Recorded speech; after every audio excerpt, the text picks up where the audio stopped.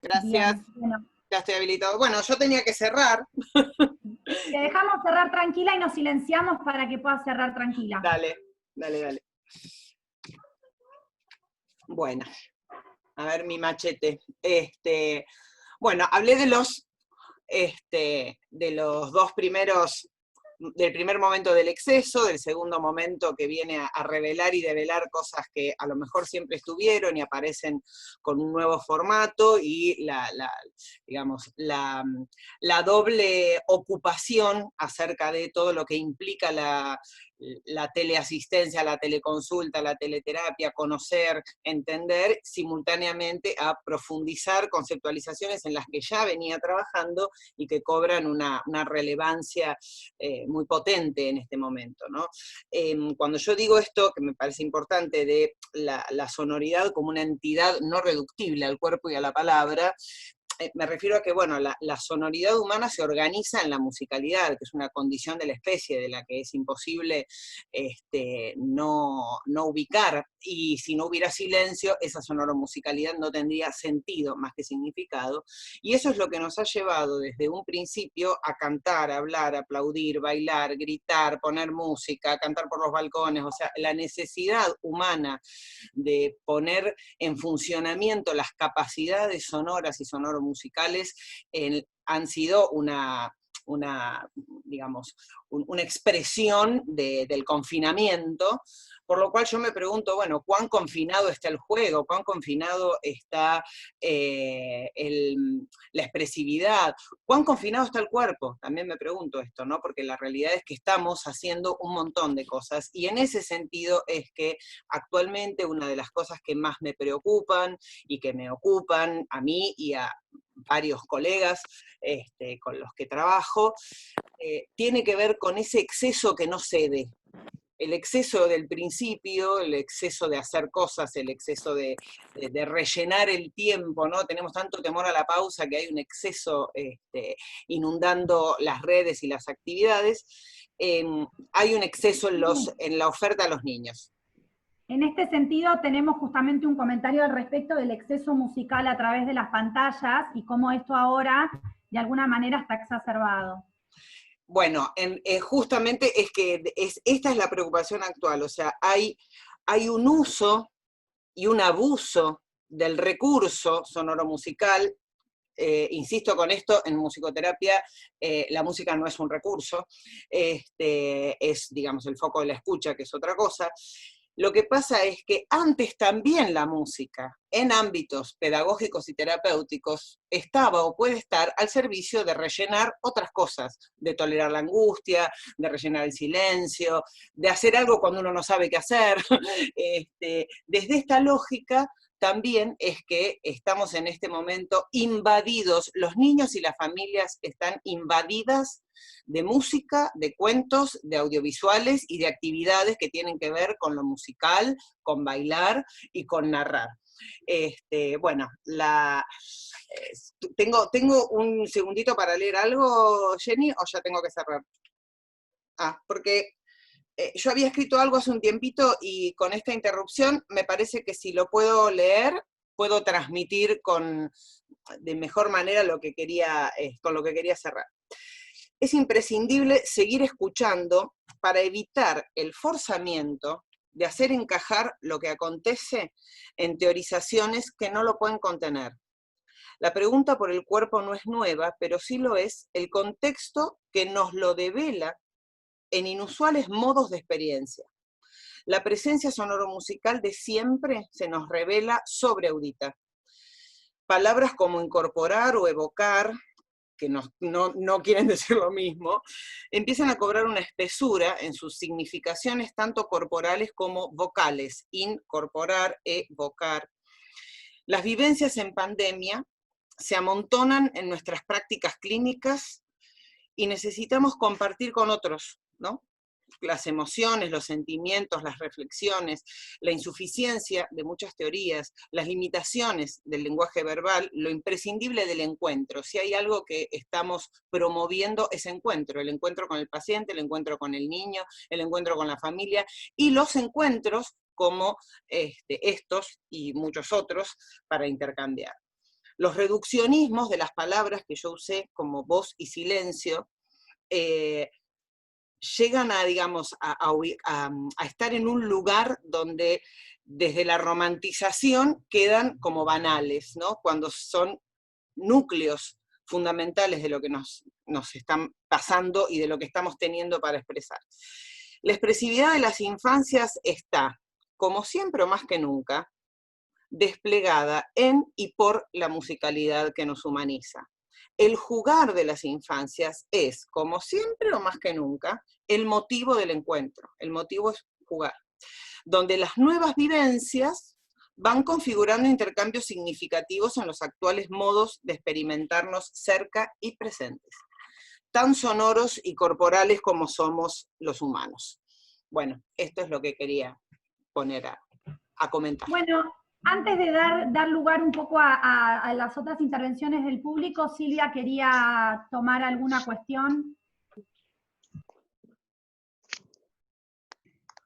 Sí, después de escuchar a mis compañeras y aprender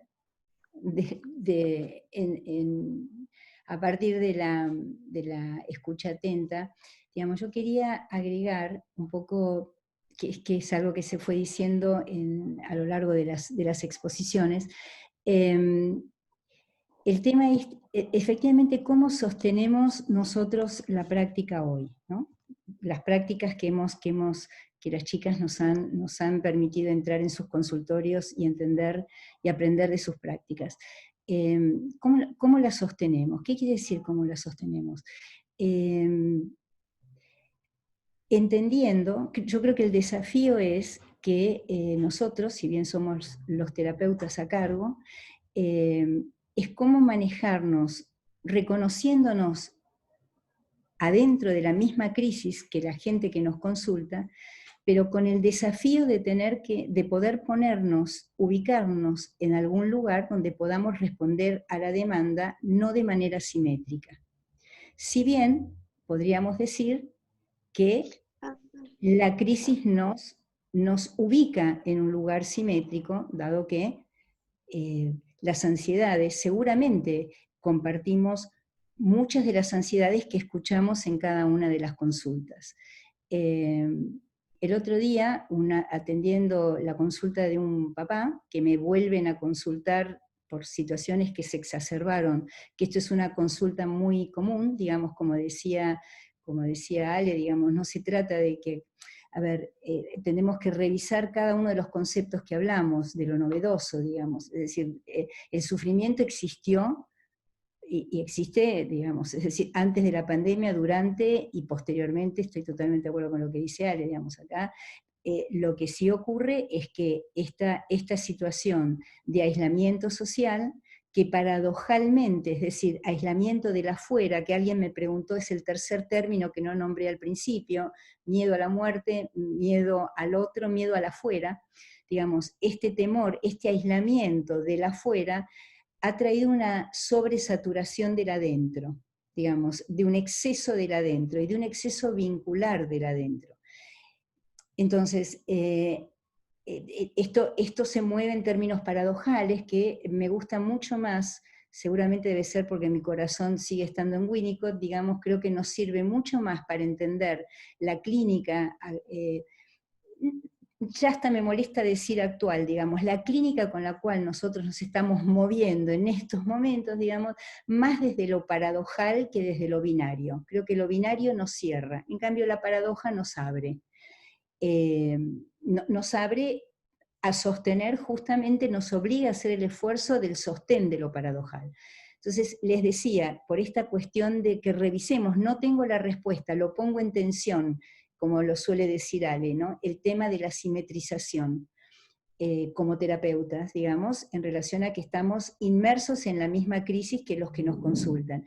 Este papá que me consulta por un recrudecimiento de una situación vincular, consulta muy común, en el momento que me llama, yo estoy atendiendo desde mi casa, como todos, estaba en un lugar cercano al teléfono fijo que no suena nunca, salvo cuando solo atiendo, y solo suena cuando llama a mi mamá, que tiene 96 años y está lúcida, pero tengo que responder a sus llamados, que son bastantes durante el día.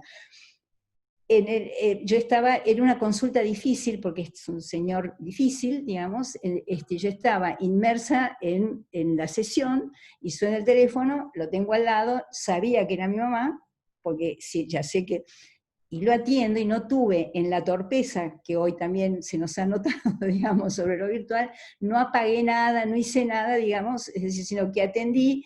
Mi mamá, que además es medio sorda, me empieza a explicar algo que yo le digo, bueno, tratando de decir, después te llamo, como es medio sorda, terminé gritándole, después te llamo, lo cual el señor escuchó todo, cuelgo, y el señor, no simpáticamente, propio me dice, bueno, y yo creí que yo tenías problemas, vos tenés más problemas que yo, me dice.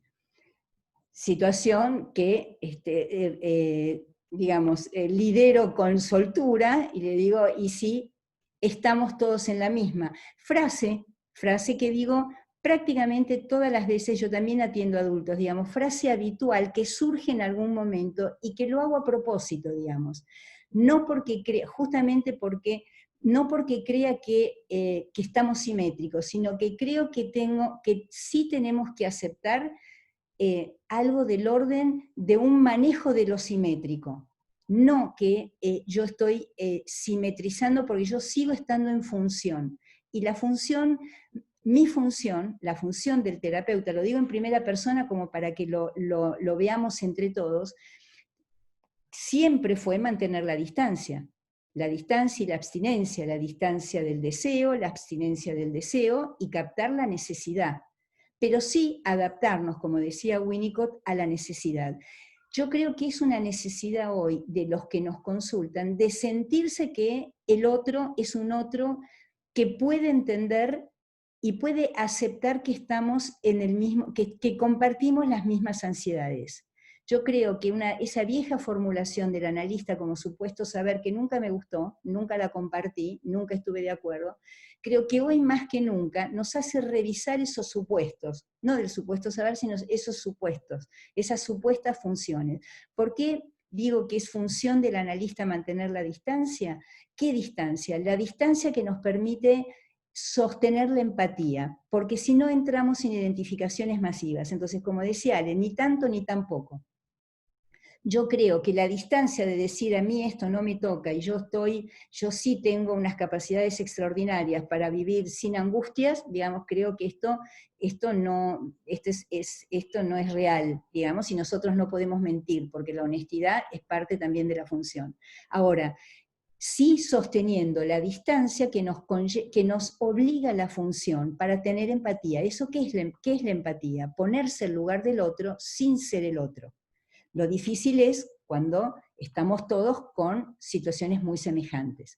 Pero para sostener la empatía, insisto, hay que sostener la distancia, y ahí digamos, no estamos ahí encontramos la manera de no caer en la simetría. Además, porque tenemos la responsabilidad de escuchar la demanda, siempre, siempre, antes, durante o después. Finalmente la clínica es lo mismo, es la misma. Hay que saber escuchar la demanda, y hay que poder anteponer la demanda del otro, y por supuesto no confundirla con la nuestra propia. Con este dispositivo podemos enfrentar las dificultades de compartir las mismas ansiedades de los que nos consultan. Eso es un poco lo que fueron diciendo todas las chicas en sus exposiciones. Hay que mantener una ética, es decir, estamos en momentos de hiperexigencia porque hay que salir a inventar, o vamos a poner un nombre más científico, a crear. Porque hay situaciones novedosas, a pesar de que nosotros estamos todos, digamos, familiarizados con la respuesta al sufrimiento del otro, así que somos todos profesionales de la salud, pero sin embargo hay que tener una cuota de creatividad frente a lo novedoso que se nos impone. Hemos discutido en la comisión varias veces, bueno, hacer lo que se puede es suficiente. También lo pongo en tensión, hacer lo que se puede es lo que pasó hoy. Hoy, esta forma que tenemos de transmitir este conversatorio no era la pensada, no era la esperada, no era la que queríamos, es la que pudimos. Es la que pudimos. Todos nos sentimos, yo lo siento, supongo que las demás también, muy avergonzadas por la forma en que esto se dio. Tengo mucho riesgo de sentir que esto es fallido. Sin embargo, hago una segunda vuelta y pienso, esto no es fallido, esto es lo que se puede. Y si respondimos frente a lo que se puede, y si volvimos, y si estamos todos, también los que nos están escuchando, estamos en la misma, digamos, que pudieron sortear y no ceder a la frustración de que así no se puede. Frase que dije para mí para adentro, en un momento de la tercera o de la cuarta caída, o la quinta tecnológica, dije así no se puede. Me recuperé y dije no, tenemos que poder. Bueno, este juego es desde que nos levantamos hasta que nos acostamos. La frustración de encontrarnos con que lo que queremos no es lo posible. Entonces tenemos que hacer de lo posible lo que queremos. Y ahí ponemos en juego el deseo. Y ahí me encuentro haciendo una clínica cómoda, donde antipático de lo que me dijo este señor, que es muy antipático, lo más importante es que es muy antipático con su propio hijo, por supuesto. Sin embargo, pudimos abordar el tema que competía ahí, que era el problema que él tenía con su hijo. Y esto pasó a ser algo que queda en el anecdotario como va a terminar quedando en los efectos de la reunión de hoy. Entonces creo que todo es un ejercicio, esto que ocurrió hoy es el esfuerzo psíquico en el que estamos los profesionales de la salud sosteniendo entre lo posible, para no caer en la frustración frente al deseo que no es posible. Bueno, creo que esto es lo más, hay cosas específicas con respecto a lo que uno está viendo con niños pequeños, que quizás me gustaría en algún momento por ahí también abordarlo, pero creo que esto por ahí es una idea que creo que nos puede ayudar y acompañar a todos en esta cuestión. Como otra de las cuestiones como para sostenernos creo que es estar muy atentos como profesionales de la salud, más que nunca tenemos que estar muy atentos a nuestra propia estabilidad psíquica, porque estamos cumpliendo una función de sostén sobre otro, buscando la manera que a cada uno se le ocurra, pero no dejemos de el factor de implicancia que nosotros estamos teniendo tenemos que ser responsables y tener la contención que cada uno requiera. Pero además nosotros hemos comprobado dentro de la comisión clínica que el pensar con otros es un gran dispositivo de sostén para poder sostener a otros, que es lo que estamos haciendo ahora también. Sostener entre varios, pensar entre varios es un amparo para el quehacer exigente y exigido. Me refiero a los recursos psíquicos que tenemos que poner en juego. Estoy hablando ahora de lo endógeno, como terapeutas de lo que tenemos que poner en juego, para poder a su vez recibir las demandas por momentos también muy excesivas que se han disparado, digamos, en este endogenismo que ha llevado el aislamiento social en la sobresaturación de los vínculos. En otro momento ya no quiero ocupar más lugar, pero es un tema a tener en cuenta que hay una demanda muy sostenida que proviene de la saturación de los vínculos intrafamiliares. Esto lo tenemos que estar muy alertas a esto y para poder, digamos, dar respuesta y acompañar en estos momentos a este síntoma que se está viendo en todas las familias y también, por supuesto, exacerbado, como dije al principio, relacionado a tener muy en cuenta que esta pandemia, digamos, este aislamiento social, no, vamos a decirlo coloquialmente, no pega igual en la clase media, media alta, que en el sector vulnerado y vulnerabilizado. Digamos, tenemos que ser muy solidarios con respecto a esto. Digamos, realmente, así como yo podría decir que en familias de clase media, media alta, lo que se ve es saturación vincular, diría que en sectores vulnerados y vulnerabilizados hay dramatismo, hay tragedia. Es decir, no hay saturación de lo vincular, hay dramatismo y hay tragedia. Es decir, en este sentido, Silvia, en este sentido el público justamente comparte la preocupación por el incremento de situaciones de violencia y abuso. Exacto. Bueno, no quiero,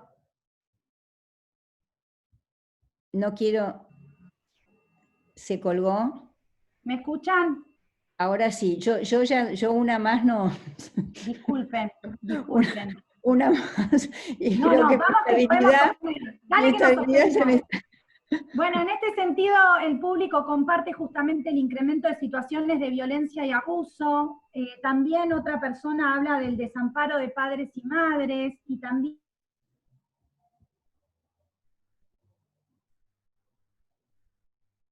Jenny, de que la pandemia impacta a los más débiles. Entra en resonancia un poco con lo que venís comentando, Silvia. Tenemos algunos comentarios que quizás se pueda retomar. Se habla de si es importante o no la presencia del terapeuta presencial, digamos, ¿no? Como la atención sería en consultorio, y también se habla del aislamiento social o distanciamiento físico, ¿no? Quizás, Alejandra, yo sé que vos tenés muy trabajado las intervenciones sincrónicas y asincrónicas, y Bettina también toda una cuestión con el cuerpo, así que por ahí nos pueden agasajar un ratito.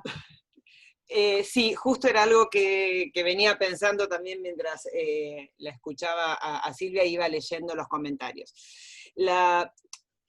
Una de las tramas por ahí me parece interesantes para hacer entre todo lo que son los conocimientos que uno va adquiriendo y estudiando acerca de la telesalud, y las reflexiones sobre la clínica, específicamente en el abordaje de niños pequeños, es la deconstrucción del modelo videollamada, dos personas sentadas conversando a través de una pantalla como el único formato imaginario que nos entra en la cabeza para pensar una teleconsulta.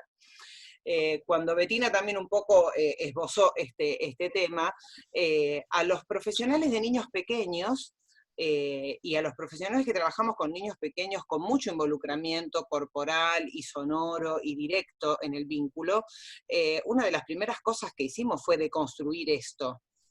O sea, una semana nos sentamos acá y conversamos con los papás, pero a la segunda semana la computadora está en el piso, nosotros estamos en el piso, fabricamos consultorios en nuestros livings, habitaciones o donde pudimos, y a su vez les fuimos dando nuevas indicaciones a las familias de cómo producir el encuentro. Y cosas que ahora vamos trabajando mucho mejor. La construcción del encuadre simbólico también es algo que uno va armando con el otro, ¿no? Entonces, en la consulta de primera vez, el papá te dice, bueno, yo me comunico por videollamada. Bueno, ok, la primera sí, ahora la segunda. ¿No tenés un televisor? ¿No tenés una pantalla? ¿No podemos hacer un Zoom? Y uno va ayudando a que el encuadre favorezca una construcción donde se pueda producir un encuentro más parecido, más de aproximación más parecida a la del consultorio. Entonces, esto sigue siendo una modalidad sincrónica, ¿no? O sea, la teleconsulta es sincrónica o asincrónica. Sincrónica se produce en el mismo momento. Aún en el mismo momento, el modelo videollamada, insisto, dos personas sentadas conversando por una pantalla, hay que deconstruirlo, porque si no, no se puede atender niños. No es posible atender niños desde esa modalidad, aunque la intervención esté mediada por los padres, aunque uno necesite al padre asistiendo ahí, porque un niño de 2 años no prende y apaga solo el Zoom. Entonces, pero uno sí puede ir, y también nosotros vamos aprendiendo a hacer esto, y le podemos ir diciendo, bueno, mira, a ver, déjalo un poquito, no, mira, a ver, poné más lejos el dispositivo. Entonces, yo he tenido sesiones excelentes con un aumento de la distancia de la pantalla, mía y del paciente. Acá, Ale, hay gente que también pregunta qué pasa con los bebés y las videollamadas, porque una cosa es un niño de 2 años y otra cosa es un bebé. Bueno, ahí hay ahora Bettina puede decir algo al respecto, pero ahí la intervención está mediada, yo no voy a intervenir.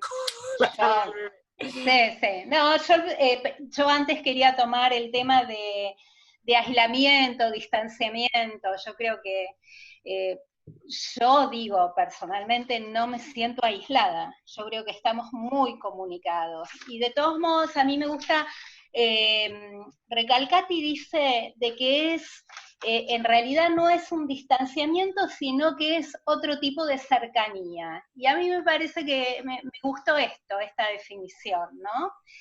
Que es otra cercanía. Por otro lado, el tema de presencial o no presencial, no hay presencial, no es posible por ahora hacer una sesión presencial, con lo cual es muy difícil pensarlo. Por supuesto, supongo que en el momento que se haga, como se ha hecho en otros países, va a tener un protocolo particular, y bueno, va a haber que pensar ese protocolo, el tema de los niños. Y con respecto a los bebés, a ver, cuando trabajo con bebés en el consultorio, uno trabaja con los padres y con el bebé. Yo lo que hago es trabajar con el bebé, los padres me van mandando videos y en función de esos videitos que yo voy viendo, me mandan días anteriores, en función de eso volvemos el día que nos encontramos directamente, digamos, con la videollamada, ahí yo intervengo y voy acompañando. Por supuesto que no es lo mismo que lo presencial, no es lo mismo, para nada. Pero bueno, hay bebés que han logrado sentarse en este tiempo, hay otros niñitos que están empezando a caminar, por supuesto que hay que sostener mucho la angustia de las mamás en los bebés muy chiquititos, porque la verdad es que 3 meses es un montón de tiempo. Lo que pasó es que en familias también hubo situaciones de familias muy endogámicas, y esto con los bebés especialmente se exacerbó. Esto es lo que a mí me está pasando, digamos, con los bebés que estoy atendiendo. ¿Puedo agregar algo? Yo lo que veo refloté una frase de Freud, una idea de Freud, que el otro representa un estímulo, el otro, con mayúscula, ¿no?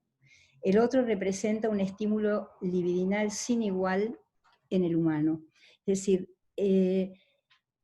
me gustó lo de estímulo libidinal, digamos, tanto es así que en los bebés, digamos, en los comienzos de la vida, es ese estímulo el que es el motor, digamos, ese estímulo libidinal es el que le da el puntapié a la vida psíquica, es decir, a la estructuración del psiquismo, a la construcción del psiquismo. Yo rescato esto porque efectivamente, personalmente, con chicos es decir, chicos de 5 años para arriba, no he tenido lo virtual. Se ha ido posibilitando en una creación conjunta, digamos, entre el chico y yo, digamos, es decir, entre las modalidades del chico y la flexibilidad y la adaptabilidad a lo que los chicos fueron construyendo, digamos, en esa construcción de vínculo a través de la pantalla, pero me ha sido absolutamente habilitante, digamos, no he encontrado obstáculos. Con chicos más chiquitos es más difícil. Yo creo que el tema con los chicos más pequeños tiene que ver, sí, con la categoría de ausencia-presencia. Yo creo que, coincido en la pregunta que se hizo, creo que lo presencial, el otro tocable, el otro a la mano, digamos, no es lo mismo el otro representado en una pantalla.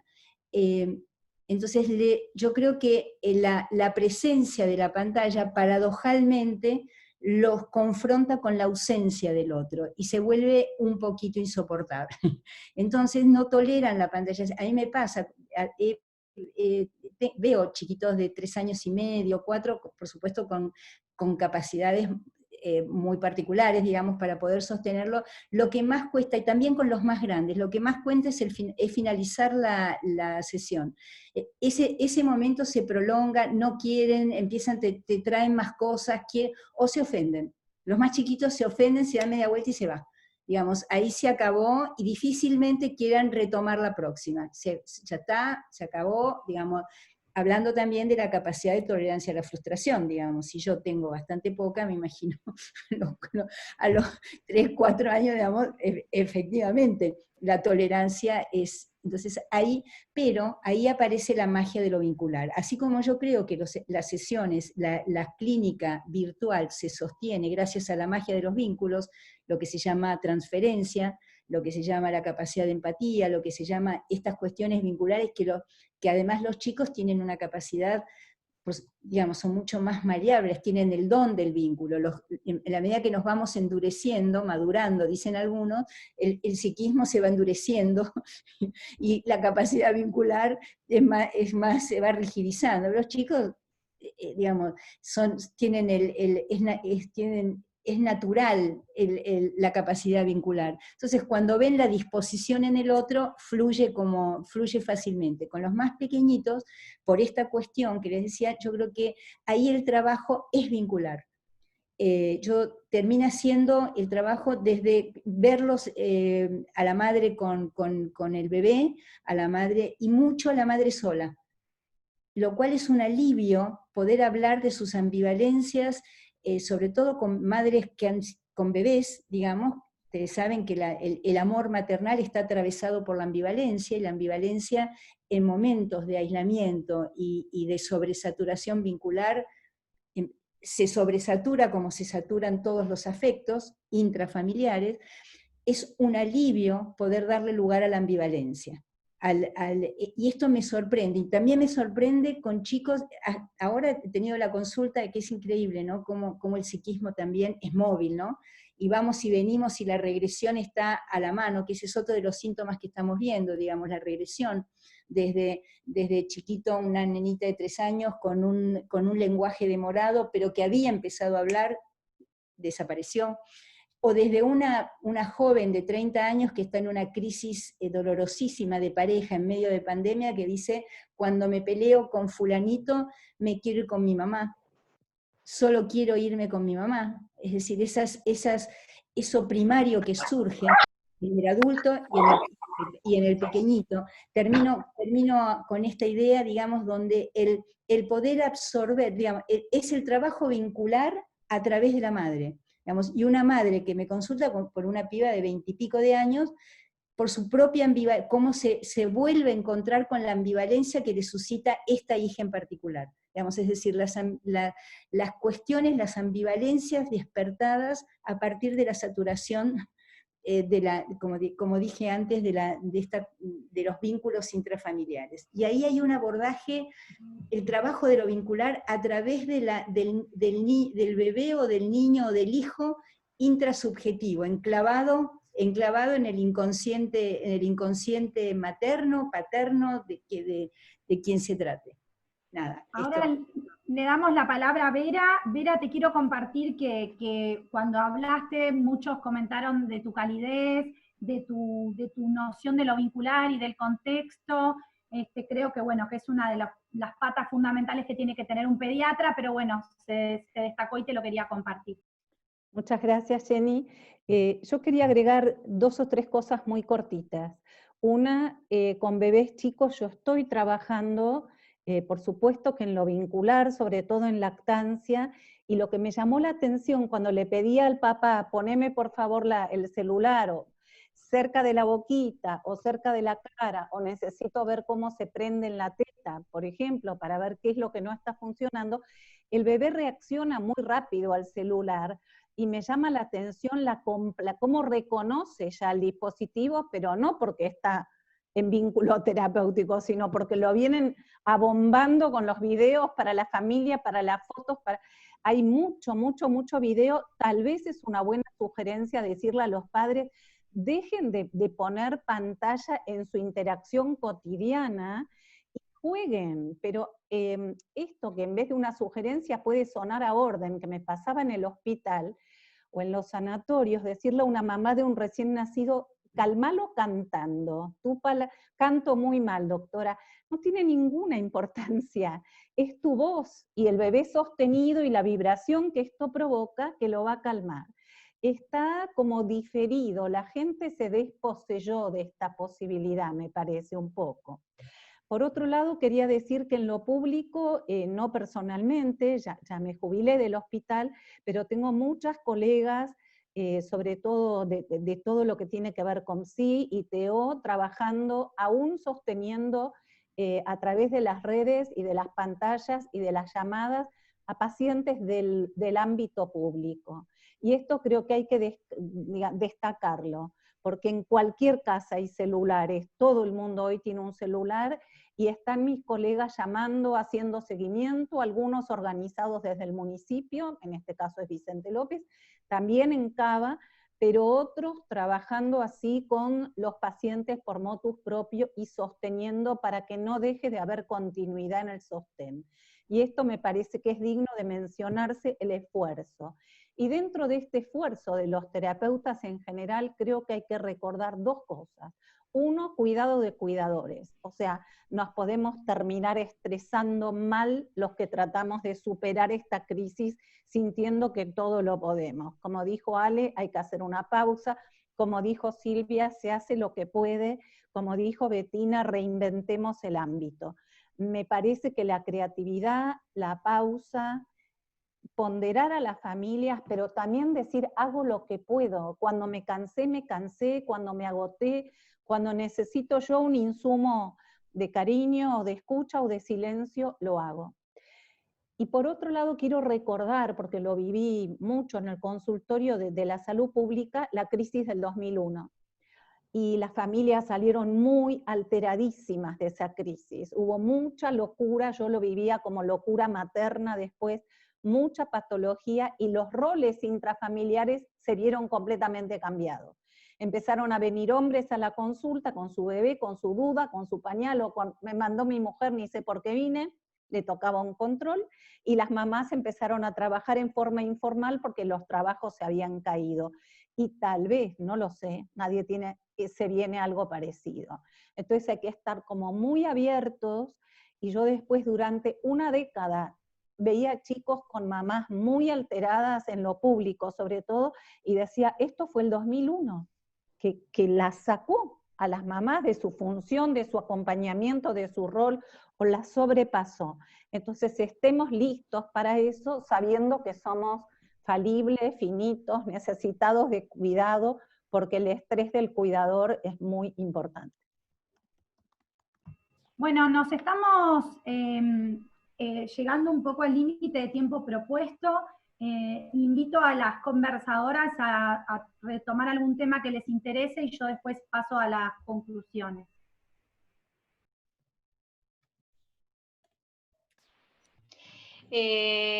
A mí estoy de acuerdo con Vera, me parece, y es lo que está pasando. Pasa esto que, digamos, en los llamados, en las videollamadas, hay mucho trabajo con las madres, mucho, las madres demandan todo el tiempo poder ser escuchadas, pero también me pasa y veo que cuando los nenes chiquititos, 2 años, 3 años, cuando uno da ahí en algo de lo que les está pasando, digo, o los grandes también, juego de las escondidas, con la necesidad de poder restarse un poco de los padres, juegos del lobo, porque hay un susto tremendo con este corona y no se sabe bien qué es lo que va a pasar. Entonces, ahí yo lo que veo es que los niños se enganchan y pueden sostener algo del juego en relación a, digo, con la pantalla mismo. Hay un intercambio, pero también ves, sí. ¿Qué? También ves, se plantea el juego a las escondidas que aparece con la pantalla. También lo comentan. Totalmente, juego a las escondidas, todo esto, los juegos en general, este tipo de juegos tienen mucho. Y otra cosa también que hubo que en la segunda etapa, que trabajar mucho, me pasó con una mamá especialmente, acompañarla a ordenar el día. Pasó que se había desorganizado mucho la rutina, porque no hay escuelas, el tiempo era el mismo, entonces acompañar a los padres, ayudar a organizar una rutina, armar algo que después ellos podían continuar y los niños se los veía otra vez retomar y jugar. Pero era necesario por ahí organizar un poco esto. En relación a Vera, por ahí lo que vos decís, de que las madres se ven con un montón de cosas en la casa y no saben cómo organizarse. Y también me pasa que estoy trabajando con papás, totalmente. Trabajando muchísimo con papás que por ahí en el consultorio no los veía y empiezan ahora a intercambiar, empiezan a descubrir cuestiones de sus hijos, empiezan a querer jugar más con los chicos. Esto también está pasando.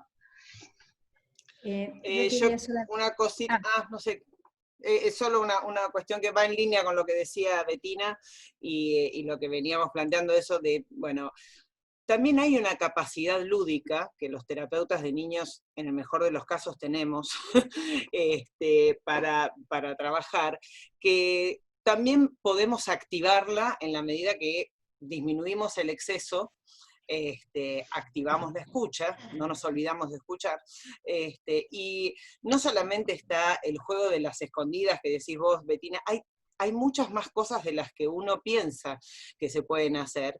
Y el temor del dispositivo también se pueden pensar en las diferencias. No es lo mismo, porque nunca lo fue, no es lo mismo un niño pequeño con un celular, que lo tiene que tener acá, con las dos manos, con lo cual, digamos, perdió la función de sus manos, porque las manos están para sostener el celular y mirar eso, además de, como siempre digo, escuchar sin graves, porque el sonido del dispositivo celular es de una pobreza sonora impresionante. No es lo mismo eso que tomar cierta distancia de la pantalla en la que estoy mirando, qué estoy mirando, o sea, la dosificación de los dispositivos y de las pantallas y de lo audiovisual, porque no es solo pantalla, insisto con esto también, seguir hablando de pantalla también es un reduccionismo, esto es un fenómeno audiovisual y lo que intoxica es audiovisual, no es solamente visual, porque yo puedo seguir hablando con ustedes, me puedo ir, me fui, y yo sigo hablando y ustedes me están escuchando, ¿verdad? Me siguen escuchando, pero resulta que yo me había ido y volví, y no estaba jugando a la escondida, porque en realidad no me fui nunca porque seguí hablando. Entonces, esto mismo que a mí se me puede ocurrir en un instante, a los niños se les ocurren, y si les damos la posibilidad de que lo hagan, yo les aseguro que niños, y niños con muchas perturbaciones, hacen juegos, arman juegos insospechados, que uno por ahí no hubiera pensado. No es solamente lo que, digamos, no es solamente el cuento ni el contenido semántico, hay un montón de cosas que no son semánticas y que están circulando en el encuentro, y bueno, será cuestión de entregarse también a esto y poder jugar un poco. Y ver, perdón, y ver cómo uno lo puede significar, ¿no? Porque este paciente que yo contaba, que es un paciente grave, que yo lo llamaba por teléfono y él cortaba, uno dice, bueno, ¿y ahora qué hago? Y no, bueno, empezamos a jugar a las escondidas. Entonces yo cortaba, lo llamaba, él estaba ya esperando a que yo lo volviera a llamar y cortaba, y ahí se armó un juego de escondidas, porque también para él es difícil sostener mi imagen en la pantalla. Entonces me parece que también tiene que ver con esto, que poder darle a eso también tiempo de poder ver, bueno, a ver, y de esto que sale, ¿no? Sí, yo lo que quería agregar es que creo que sí, que volvemos a lo mismo, digamos. Yo creo que mientras nosotros podamos sostener la disposición subjetiva a recibir la subjetividad del niño, no importa la edad. No importa la edad, no importa si está con sus cuidadores, si está solo, digamos, es decir, mientras el terapeuta de niños, como bien dice, en el mejor de los casos, podemos sostener esta disposición, la magia ocurre, la magia del encuentro, la magia del juego, la magia del chico vinculado, y también que uno ve cómo pone en juego el deseo. Para eso tenemos que lograr lo que se estuvo trabajando durante este conversatorio, que tiene que ver con medir nuestros propios excesos, ser conscientes que estamos en una situación de exceso. Algunos se sentirán menos aislados, más aislados, en todo se nos juega lo singular, no hay generalizaciones posibles.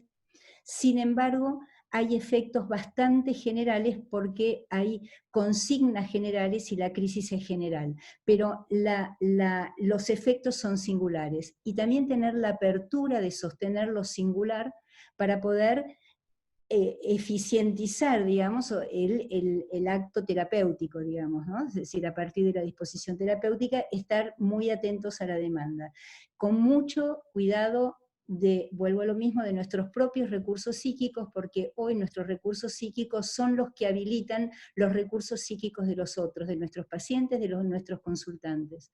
Entonces, esto tiene que tener un cuidado especial porque lo sintamos más o menos, estamos bajo tensión nosotros también, lo mismo que el resto de la población. No estamos por afuera, no somos omnipotentes, no tenemos recursos especiales, tenemos un entrenamiento de sostener nuestros propios recursos al servicio, porque nosotros en realidad trabajamos a partir de nuestros propios recursos psíquicos. Eso es lo que da efecto subjetivante, que estamos en juego en nuestra subjetividad, en nuestra implicancia, siempre estamos en implicancia. Ahora el riesgo es de la sobreimplicancia, que es de lo que tenemos que estar en juego, pero si no estamos en implicancia, no estamos haciendo nada, digamos, no estamos cumpliendo nuestra función, ni sin pandemia, ni con pandemia, ni post pandemia. Esto hace a la ética de la función que cada uno detenta en relación a lo que estamos siendo demandados. Solamente quería recalcar algo de esto. Bueno, en función de no sobreimplicarnos, de no sobreexigirnos y de no excedernos, le hemos pedido a nuestra audiencia un exceso de disponibilidad en este sábado, que pasó de ser un sábado a la tarde, allá es de noche, hay que encargar el delivery, o hacer los fideos, o lo que cada uno pueda inventar para comer. Yo personalmente no voy a cocinar. Les cuento que lo que se estuvo de alguna manera intercambiando acá tiene que ver con lo posible, ¿no? Todas, tanto desde nuestras conversadoras como el público, planteó un poco todo el tiempo lo binario, ¿no?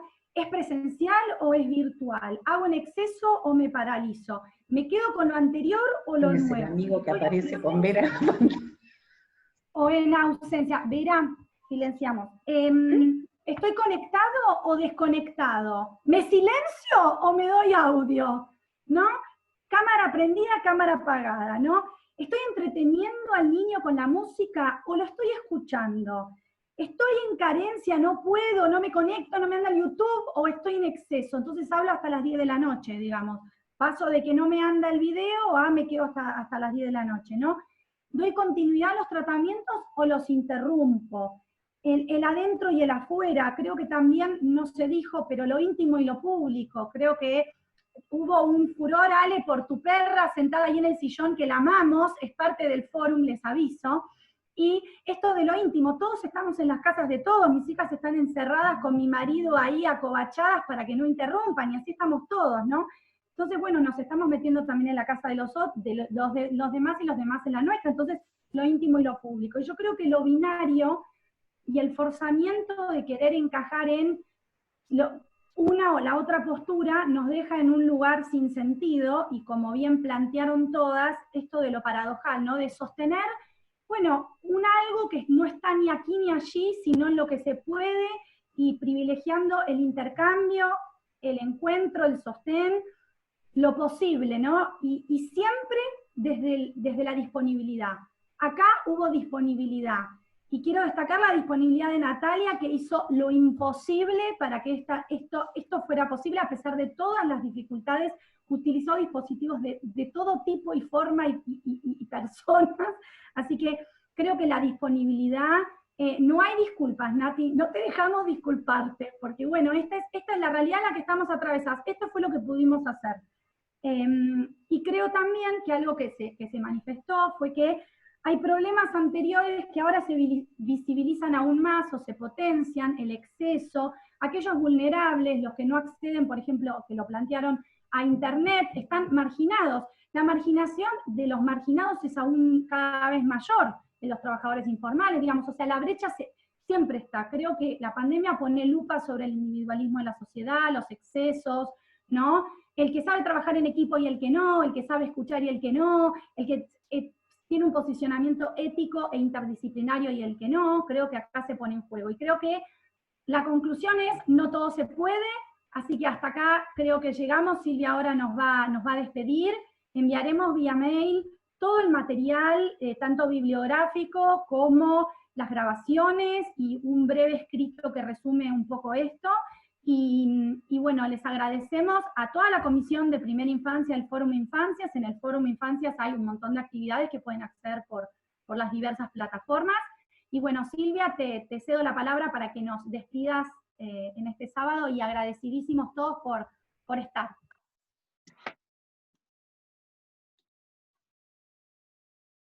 Date audio, Sil. Me tocó la despedida, la verdad que la despedida es esto que está ocurriendo, que nos estamos viendo las caras, nos reconocemos la voz y el otro, es un encuentro con el otro, fue un momento de pensar juntos, con las limitaciones dolorosas de la época. Yo creo que son momentos de duelo, son momentos donde vamos a atravesar duelos, son momentos de marcas, duelo por lo que es, efectivamente, por un orden que a mí no me gustaba mucho, pero no importa, era un orden establecido y conocido. Creo que hay que transformar los duelos por los cuales vamos a traspasar todos en un acto de esperanza y de oportunidad. Las crisis representan eso, las crisis representan la oportunidad de un nuevo orden de cosas. El orden pasado, un orden donde primaba el eficientismo, donde primaba la normatividad, primaba la injusticia, el delito de la injusticia, unos pocos ricos versus una gran parte de la población mundial pobre, digamos, no sé cuál era el orden que nos puede convocar con tanta añoranza. Creo que esta es la oportunidad y de verdad lo creo, ¿no? Odio que quede como una cuestión medio cursi, pero creo que efectivamente es la oportunidad de un mundo mejor, de revisar la predominancia del individualismo que ha invadido al planeta, del beneficio, del eficientismo, y que vuelvan, o que creemos nuevos procesos, porque la nueva normalidad será un proceso construido entre todos, un proceso a construir donde de esta experiencia podamos hacer una especie, que es lo que está ocurriendo en general, digamos, hay una especie de revalorización de qué importa y qué no importa, y que podamos salir con la potencialidad y la posibilidad de hacer un balance donde prime aquellas cosas que no estaban tan buenas, aunque eran muy normales.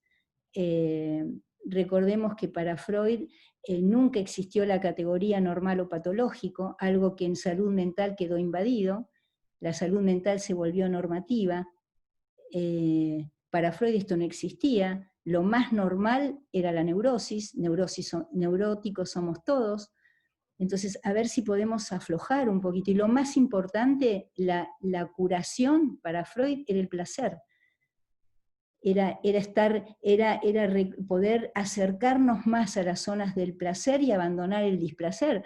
Más bueno no podía ser el hombre, digamos, la propuesta más inteligente y no podía ser, y ahora estamos totalmente abocados a normativizar niñitos y a clasificarlos en diagnósticos, y porque hacen las cosas justamente alejados de la norma, es decir, lo singular es patológico, lo que se aleja de la norma. Entonces esta es una gran oportunidad realmente para revisar lo normal, la normalidad que desapareció. Ojalá ojalá nos permita revisar profundamente estos conceptos y nada, y valorar, que creo que esto es lo que vamos a hacer, creo que a todos nos va a pasar, ¿no? Esto, el encuentro, la posibilidad de vernos las caras, de saber los comentarios, todos en sintonía y en agradecimiento, no sé a qué, porque estamos compartiendo, digamos, agradecidos nosotros a ustedes, la paciencia, la tolerancia, la capacidad de frustración para seguir adelante y soportar nuestra escucha. Digamos, realmente ha sido un acto de solidaridad que agradecemos, y que, bueno, creo que estos son los datos que nos pueden hacer pensar que quizás realmente podamos construir una nueva normalidad más benigna. Solo agradecimiento para el sostén que han hecho de nosotros con esta escucha. Así que, gracias, les aplauso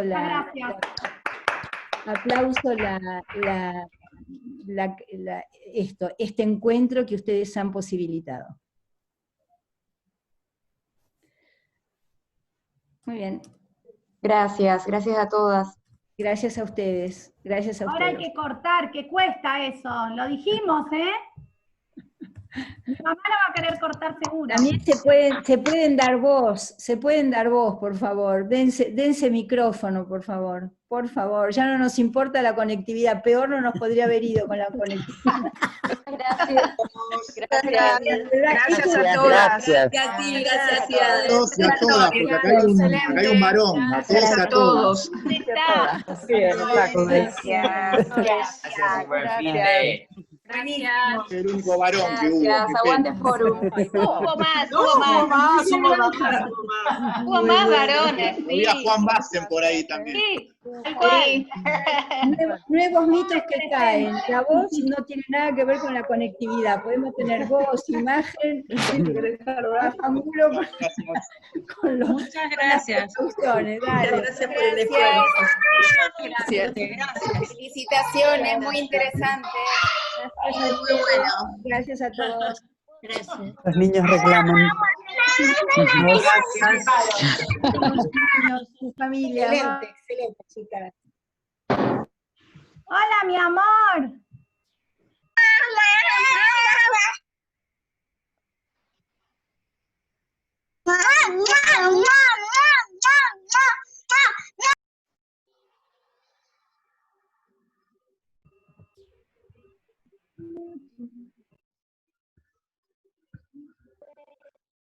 Ay, mamita, que están los hijos de las otras licenciadas.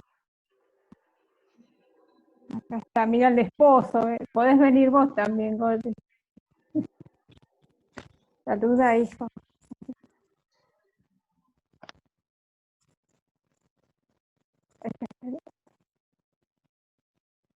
Así es.